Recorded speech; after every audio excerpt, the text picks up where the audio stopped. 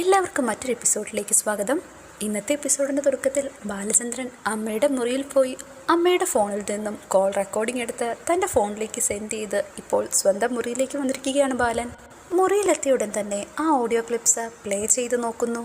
അതിലാകട്ടെ അലീനയും രേവതിക്കുട്ടിയുമായുള്ള സംഭാഷണങ്ങളാണ്.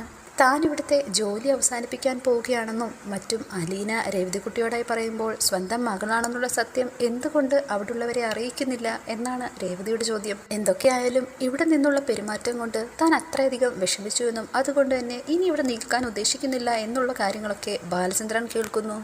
തൻ്റെ സഹോദരങ്ങളോടും അമ്മയോടുമൊപ്പം കുറച്ച് ദിവസം നിൽക്കാൻ വന്നതാണെന്നും പക്ഷേ ഇനി തനിക്ക് ഇവിടെ നിൽക്കാൻ ഒട്ടും തന്നെ ആഗ്രഹമില്ലെന്നാണ് അലീന പറയുന്നത്.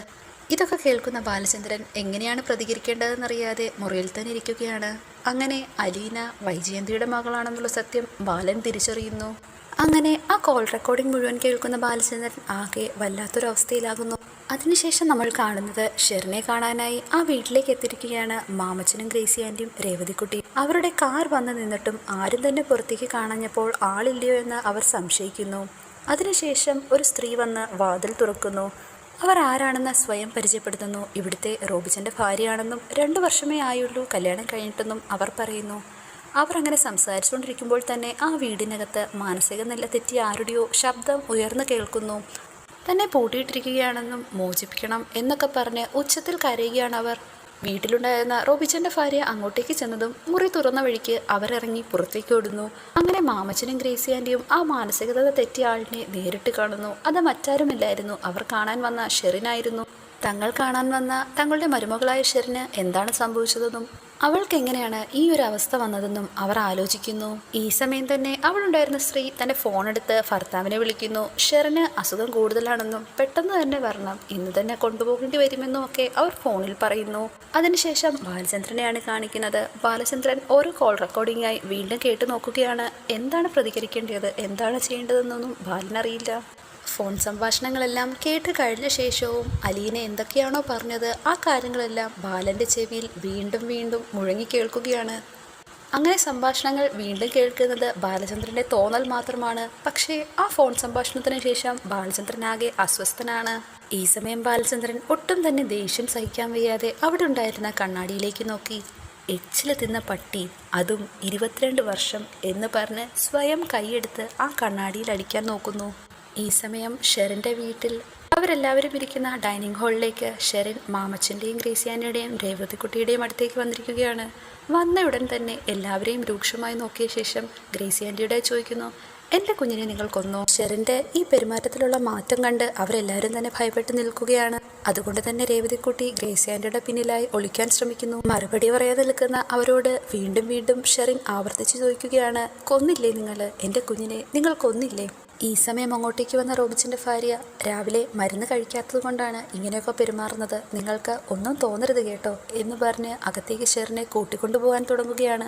അപ്പോഴേക്കും ഷെറിൻ അവരോടായി പറയുന്നു, ഇവരെ എനിക്കറിയാം, ഇവരെ എനിക്ക് പരിചയമുണ്ട്, എൻ്റെ കുഞ്ഞിനെ കൊണ്ടുപോയത് ഇവരാണ്.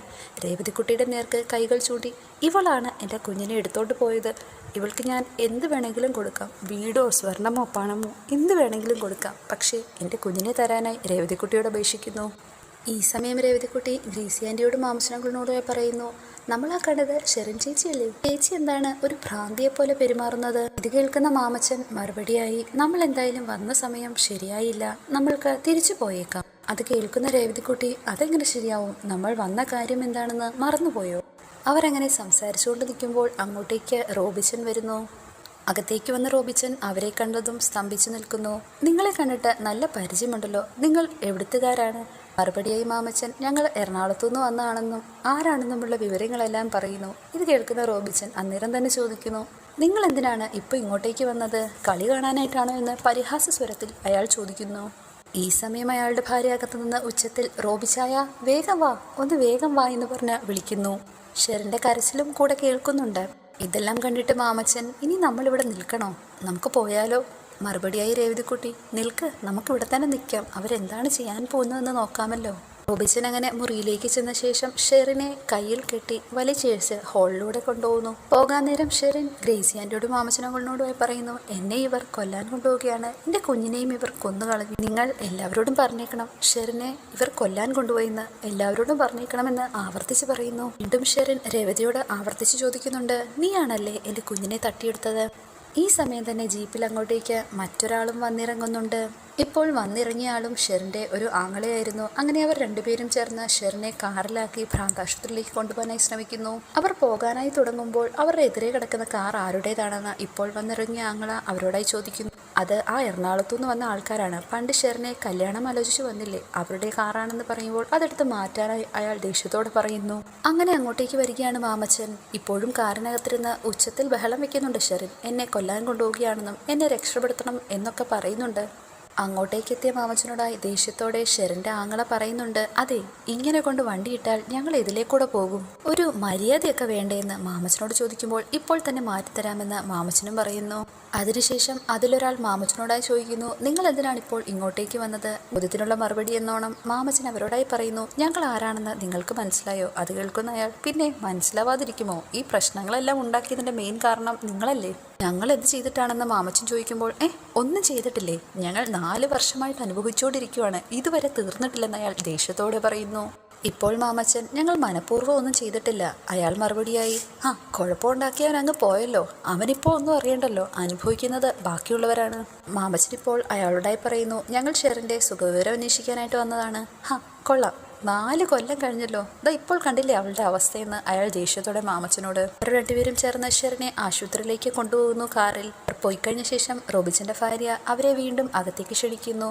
എന്തിനാണ് വന്നതെന്നുള്ള കാര്യം പറഞ്ഞില്ലല്ലോ എന്ന് ചോദിക്കുമ്പോൾ മറുപടിയായി ഗ്രേസി ആൻറ്റി, അല്ല, ഇനി അത് പറയണോ വേണ്ടയോ എന്ന് ആലോചിച്ച് പുറത്തു തന്നെ നിന്നതാണ്, അങ്ങനെ തന്നെ അങ്ങ് പോകാമല്ലോ എന്ന് കരുതിയാണ് ഞങ്ങൾ കയറാതെ നിന്നത്.